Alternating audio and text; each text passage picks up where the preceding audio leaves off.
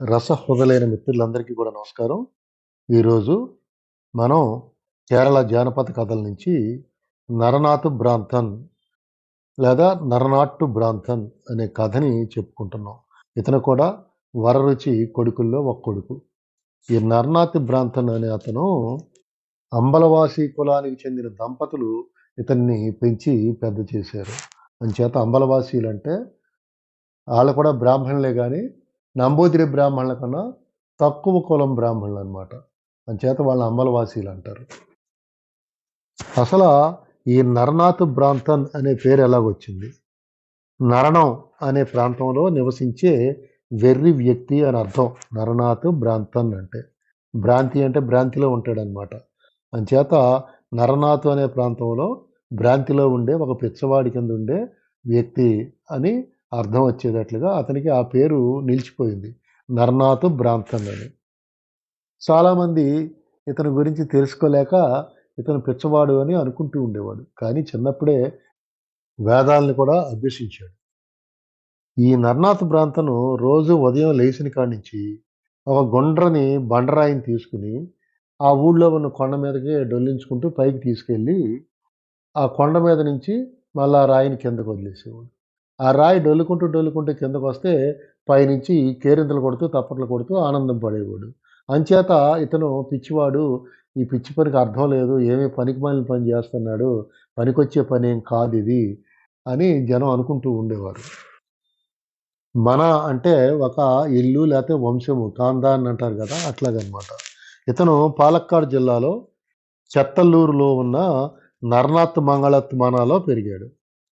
అతను చిన్నప్పుడు తిరువేగపుర అనే ఊరు వెళ్ళి అక్కడ వేదాలు చదువుకున్నాడు. అంతేకాకుండా దగ్గరలో ఉన్న భ్రాంతాచలం అని పిలువబడే రాయర నెల్లూరు పర్వతం మీద అతని నివాసంగా ఉండేది. ఈ పర్వతం మీదకి అతను రాయి డొల్లించుకుంటూ వెళ్ళేవాడు, మళ్ళీ దాని కిందకు వదులుతూ ఉండేవాడు అనమాట. ఈ పర్వతం మీదే అతనికి దేవీ దర్శనం కూడా జరిగింది అని చెప్పుకుంటూ ఉంటారు. ఇప్పుడు అతనికి సంబంధించిన కథలు 2-3 ఉన్నాయి. వాటిని మనం చెప్పుకుందాం. అతను భిక్షాటన చేస్తూ జీవించేవాడు. ఒకరోజు చీకటి పడే వేళకి అతను ఆ ఊరు చివర ఉన్న శ్మశానం దగ్గరికి వెళ్తాడు. సాధారణంగా ఎప్పుడైనా కానీ అప్పుడైనా కానీ చీకటి పడిన తర్వాత ఎవరో శ్మశానాలు దరిదాపులకు కూడా వెళ్ళరు. కానీ ఇతనికి భయం అంటే ఏంటో తెలియని వ్యక్తి కాబట్టి ఇతను శ్మశానం దగ్గరికి వెళ్తాడు. అప్పటికి అతని కాలికి, ఎడం కాలికి ముఖ్యంగా బోదకాలిలాగా వాసిపోయి నీరు పట్టి ఉంటుంది. అలాగే కుంటుకుంటూ వెళ్ళి ఆ శ్మశానం దగ్గరికి వెళ్తాడు. వెళ్ళేటప్పుడు అక్కడ ఒక చితి మండుతూ ఉంటుంది. ఆ మండుతున్న చితిలోంచి కొన్ని కట్టెల్ని పక్కకు తీసి ఇతను ఒక పొయ్యి పెట్టి ఆ పొయ్యి మీద ఆ రాత్రికి తింటాకి అన్నం వండుకుంటాకి ఒక కుండ, దాంట్లో బియ్యం, నీళ్లు, ఎసర పెట్టి పెడతాడు. పెట్టేటప్పటికి ఇంక బాగా చీకటి పడిపోతుంది. కానీ శ్మశానంలో ఆ చితి మంటలో ఇతనికి వెలుతురు కనపడుతూనే ఉంటుంది. ఈలోపు అక్కడికి చీకట్లోంచి ఏయో పాటలు, అరుపులు, కేరింతలు లాంటివి వస్తాయి. భయంకరంగా కొన్ని అరుపులు వినపడతాయి. వినపడేటప్పటికి అతనికి ఎవరా అని అటు చూస్తాడు. చూస్తే అప్పుడు చూడాల భద్రకాళి అనే ఆవిడ అక్కడికి వస్తుంది. అంటే ఆవిడ ఒక దేవత అనమాట. చూడాల భద్రకాళి. ఈవిడి శ్మశానాల్లో ఉంటూ ఉంటుంది. ఈ చూడాల భద్రకాళి అనే ఆవిడ శ్మశాన దేవత అని కూడా మనం చెప్పుకోవచ్చు. ఆవిడ ప్రతి శుక్రవారం ఆ శ్మశానం దగ్గరికి వచ్చి ఆవిడ గణం, ఆవిడ అనుచర గణం ఉంటుంది కదా, వీళ్ళంతా వచ్చి అక్కడ నృత్యం చేస్తారు రాత్రిపూట. ఎవరికీ తెలియకుండా, ఎవరు చూడకుండా కరాళ నృత్యం చేస్తారు వాళ్ళు. శుక్రవారం ఆ దేవత, ఆవిడ అనుచరులు అక్కడికి వచ్చి నృత్యం చేయటం అన్నది వాళ్ళకి ఆనవాయితీగా, ఆచారంగా వస్తూ ఉంటుంది. అంచేత ఈ నర్నాథ్ ప్రాంతాన్ని చూసి ఎవరు నువ్వు అని అడుగుద్ది. ఎవరు? ఆ అమ్మవారు, భద్రకాళి అమ్మవారు. కనపడట్లేదా, నేను మనిషిని అని చెప్తాడు ఇతను. అయితే ఇక్కడ నుంచి తక్షణం వెళ్ళిపో అంటుంది ఆ భద్రకాళి అమ్మవారు. నేనెందుకు వెళ్ళాలి, నేను అసలు వెళ్ళను అంటాడు. అంటే నువ్వు వెళ్ళకపోతే వెళ్ళేటట్టు నేను చేస్తాను అని చెప్పి తన భయంకర రూపాన్ని ఆవిడ ప్రదర్శిస్తుంది.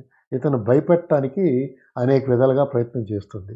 అయినా సరే ఇతను ఏమంటాడంటే నాకేం భయం లేదు, నీకేమి నేను భయపడను అని చెప్తాడు. అప్పుడు ఇంకా నేను చాలా భయంకరమైన దాన్ని, నా సంగతి నీకు తెలియదు, అని చెప్పి అంటది ఆవిడ. అంటే "వెళ్ళమ్మా, నువ్వంటే నాకేం భయం లేదు. నిన్ను నేను ఏమీ లెక్క చేయను.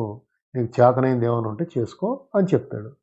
అప్పుడు చూడాల భద్రకాళి అమ్మవారు ఏమనుకుంటదంటే, వీడెవడో గట్టి పెండంలాగానే ఉన్నాడు.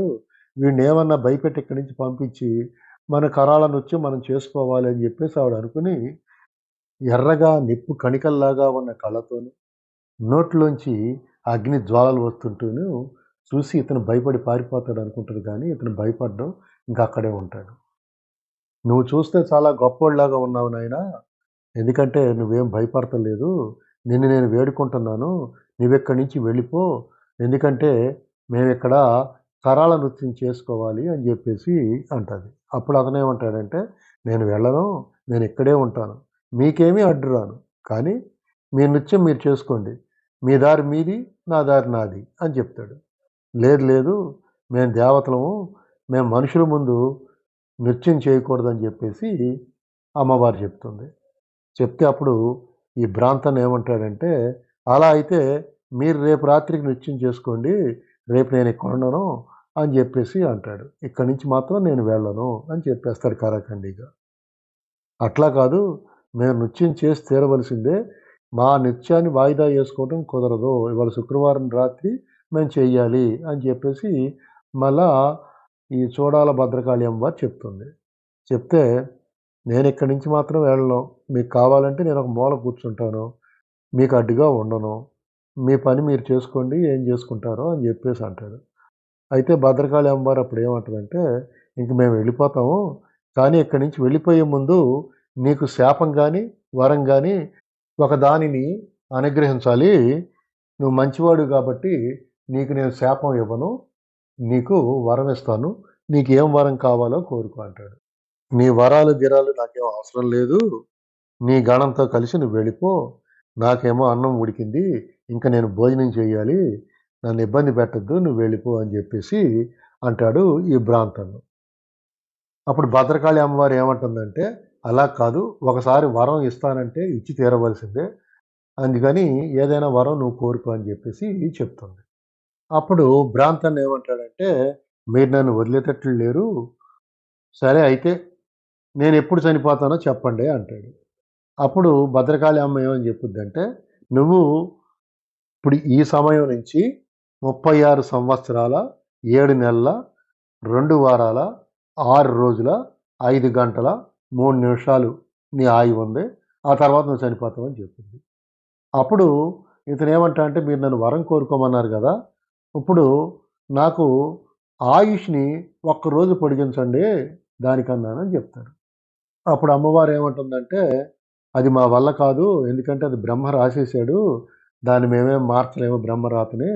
నీకు ఒక రోజు ఎక్కువగా ఆయుష్‌ని పెంచితే అధికారం గాని, శక్తి గాని నాకు లేవు" అని చెప్తుంది. అప్పుడు ఈ భ్రాంతన్ ఏమంటాడంటే, "పోనీ ఒక్కరోజు ఆయుష్‌ని తగ్గించండి" అని చెప్తాడు. "అది కూడా మా వల్ల కాదు. ఎందుకంటే బ్రహ్మరాతకి వ్యతిరేకంగా మేము రాయలేము" అని చెప్తాడు. మరి అటువంటి అయినప్పుడు ఇంకెందుకు మీరు వరాలు ఇస్తానంటారంటే, "కాదు, కాదు. ఏదో ఒకటి కోరుకో. నీకేమీ వరం ఇవ్వకుండా ఎళ్తాకి నాకు ఇష్టం లేదు" అని చెప్తుంది అమ్మవారు.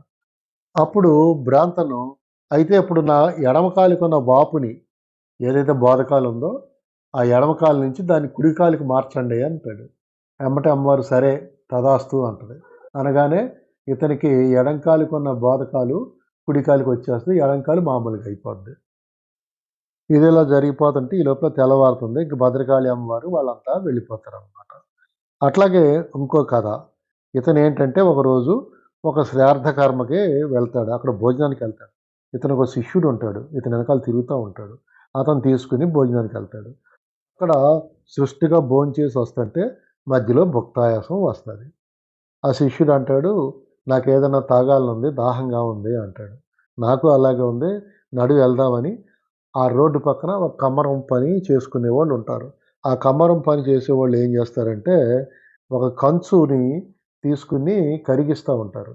ఇతను ఆ కమ్మరం వాళ్ళ దగ్గరికెళ్ళి ఆ కరిగే కంచుని తీసుకొని దానిని గడగడ తాగేసి దాహాన్ని తీర్చుకుంటాడు. తీర్చుకొని శిష్యుని కూడా "నువ్వు కూడా కొంచెం తాగి దాహం తీర్చుకోమంటే" శిష్యుడు అంటాడు, "అది మీకు చెల్లింది గానీ నా వల్ల కాదు. అది తాగితే నేను చచ్చిపోతాను" అంటాడు. అయితే "నీవు నన్ను పూర్తిగా నమ్మలేదు. అంచేత ఇక నుంచి నువ్వు నాతో పాటు ఉండక నీ దారి నువ్వు చూసుకో. నా ఎనకాల తిరగొద్దు" అని చెప్తాడు. ఇంకోసారి ఏం జరుగుతుందంటే, ఓ చాట ఒక మూల కూర్చొని ఉంటాడు. ఇతన్ని చీమలను చూస్తూ ఉంటే ఒక సరదాగా అనిపిస్తూ ఉంటది. అంచేత చీమలు అట్లాగా వెళ్తూ ఉంటే ఆటిని లెక్క పెడతా ఉంటాడు. లెక్క పెడతా ఉంటే అంతలోకి ఒకతను అక్కడికొస్తాడు. వచ్చి ఇతన్ని అడుగుతాడు. "ఎన్నెళ్ళినియి? ఇంకెన్నెళ్ళాలి?" అని అడుగుతాడు. అనగానే 10,000 ఎళ్ళినియి. ఇంకా 10,000 వెళ్తాయి అంటాడు. ఆ తర్వాత అంతా మంచిగా ఉంటుంది అంటాడు. అంటే వచ్చినోడు ఎవడో కూడా చూడడు. అతను వచ్చిందెందుకంటే, ఈ భ్రాంతం దగ్గరికొచ్చి ఏదన్నా సలహా అడుగుదాము. నాకు కడుపు నొప్పుంది. కడుపు నొప్పి తగ్గుతలేదు ఎనకాలమైనా అని చెప్పేసి చెప్దామని వస్తాడు. ఇతను చెప్పిన సమాధానం విని అతను కొంచెం తెలివిగలోడవటం వల్ల ఇతను చెప్పిన దాంట్లో ఏదో నాకు అర్థం స్ఫురిస్తుంది. ఎందుకంటే 10,000 ఎళ్ళినియి. ఇంకా 10,000 ఎళ్ళాలి అన్నాడు. అంటే ఇప్పుడు దాకా నా కడుపు నొప్పికి వైద్యం చేయించుకుంటాకి 10,000 వరహాలు ఖర్చు పెట్టాను. ఇంకో 10,000 వరహాల్ని రెడీగా పెట్టుకున్నాను. అంచేత అవి కూడా ఖర్చు పెట్టి నా వైద్యాన్ని చేయించుకుంటాను అని అనుకుంటాడు. అట్లాగే అతను అక్కడి నుంచి వెళ్ళిపోయి ఆహ్, ప్రతిమా 10,000 వరహాలతో కూడా వైద్యాన్ని చేయించుకున్న తర్వాత అతనికి జబ్బు పూర్తిగా నయమైపోతుంది. అలాగా ఆయన భవిష్యత్తులో జరిగాయి, జరగబోయేయి కూడా చెప్పే జ్ఞాని. ఒక దైవాంశ సంభూతుడు అని చెప్పేసి ఆ రోజుల్లో అందరూ కూడా ఆయన్ని ఆ రకంగా భావించారు. ఇతనికి సంబంధించిందే అంటే నరనాథ భ్రాంతునికి సంబంధించిందే ఇంకో కథ ఉంది. చిన్న కథ. అదేంటంటే అంబలపూజ శ్రీకృష్ణ దేవాలయంకి సంబంధించిన కథ. అంబలపూజ శ్రీకృష్ణ దేవాలయం కొత్తగా కడతారు. కట్టిన తర్వాత ధర్మకర్తలు ఊళ్ళో వాళ్ళందరూ కలిపి ఆ ఊర్లో ఒక పెద్ద బ్రాహ్మణ్ణి తీసుకొచ్చి విగ్రహ ప్రతిష్టాపన చేయించుతారు.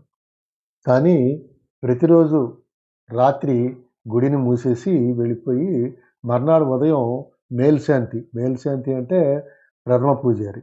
అతనొచ్చి ఆ గుడి తలుపులు తీసి గర్భగుడి తలుపులు తీసేటప్పటికి లోపలికెళ్ళేటప్పటికి విగ్రహం ఓ పక్కకు ఒరిగిపోయి ఉండేది. ఇట్లాగా ఎన్ని సార్లు చేస్తున్నా అట్లాగే జరుగుతుంది. రోజు పొద్దున్నే వెళ్ళి ఆ గుడి గర్భగుడి తలుపులు తెరవాలంటే అతను భయపడతా ఉండేవాడు. విగ్రహం ఉందా? కింద పడిపోయిందా? ఒరిగిపోయిందా అని. చివరికి ఇట్లాగుంటే దీనికి కారణం ఏంటి? అని జెప్పేసి ఊర్లో పెద్దలందరూ కూడా ఒక సంఘాన్ని ఏర్పాటు చేసి దాని మీద విచారణ జరిపిస్తారు. విచారణ జరిపించిన తర్వాత వాళ్ళేం జెప్తారంటే దేవర ప్రశ్న అని ఒక జ్యోతిష్కం శాస్త్రం ఉంది. ఆ దేవర ప్రశ్నని అడుగుదామని జెప్పి దేవర ప్రశ్నని అడుగుతారు. దేవర ప్రశ్నని అడిగితే దేవర ప్రశ్నలో ఏమని వస్తదంటే, ఈ విగ్రహాన్ని నర్నాథ బ్రాంతను ఒక్కడే పడిపోకుండా ప్రతిష్ఠాపించగలడు అని జెప్పేసి ఆ ప్రశ్నలో వీళ్ళకి సమాధానం వస్తుంది. అంచేత ఊరంతా కూడా ఆ విగ్రహాన్ని నర్నాతి ప్రాంతం చేతుల మీదుగా ప్రతిష్ఠాపన చేయించాలని జెప్పేసి అనుకుంటారు.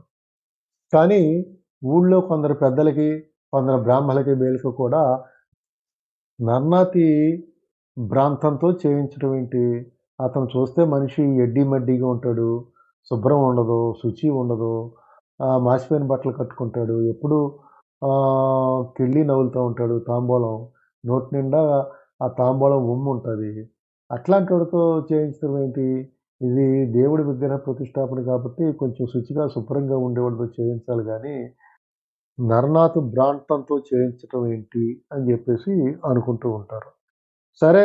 ఏమైనా దేవ ప్రశ్నలో వచ్చింది కాబట్టి, అతను మురికివాడైనా, ఎడ్డిమడ్డివాడైనా అతనితోనే చేయించాలని పెద్దలు చెప్తారు. ఆ విగ్రహాన్ని ఈ భ్రాంతను ప్రతిష్టాపన చేస్తున్నా సరే, అది మళ్ళీ ఒరిగిపోతూ ఉంటది, పడిపోతూ ఉంటది.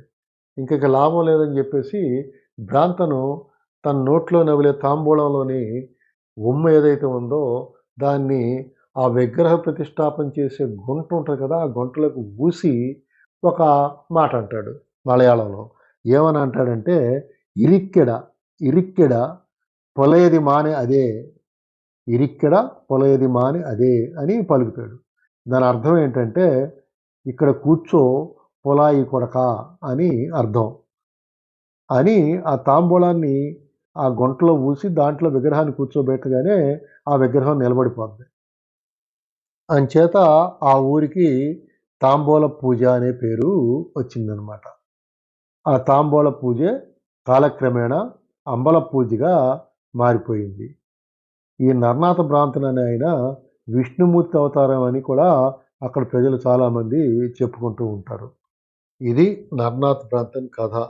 ఈ కథని మలయాళ భాష ప్రాథమిక పాఠశాల విద్యార్థుల పుస్తకాల్లో ఈ కథని కూడా ఒక పాఠ్యాంశంగా చేర్చడం జరిగింది కేరళ రాష్ట్రంలో. ఇది నరనాథ్ బ్రాహ్మణ్ కథ. ఈ కథ ఇంతటితో సమాప్తం. మిత్రులందరికీ సెలవు. మీ ఆదిశేషు.